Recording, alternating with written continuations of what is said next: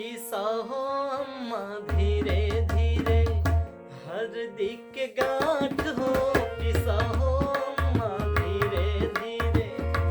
हल्दी के गांठ हो पिसा हो अम्मा धीरे धीरे, हल्दी के गांठ अम्मा, हल्दी के गांठ अम्मा, हल्दी के गांठ हो पिसा हो अम्मा धीरे धीरे, हल्दी के गांठ हो पिसा हो अम्मा धीरे धीरे, हल्दी के गांठ हो पिसा हो अम्मा धीरे धीरे।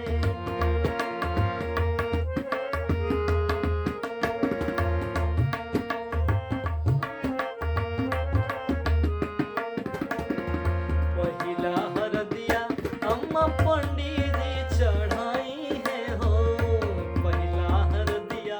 अम्मा पंडित जी चढ़ाई है हो, तब तू चढ़ाई हा अम्मा,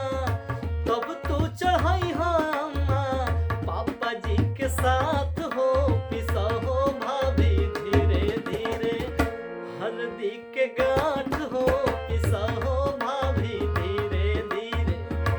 हल्दी के गांठ हो पिसा हो भाभी धीरे धीरे।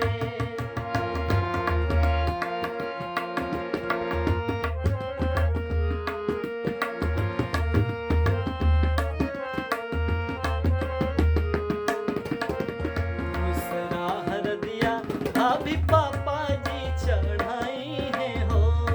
दूसरा हरदिया भाभी पापा जी चढ़ाई है हो, पापा जी चढ़ाई है भाभी पापा जी चढ़ाई है हो, पापा जी चढ़ाई है भाभी पापा जी चढ़ाई है हो, तब तू चढ़ाई हा भाभी, तब तू चढ़ाई हा भाभी, तब तू चढ़ाई हा भाभी, भैया जी के साथ हो पिसा हो दीदी धीरे धीरे,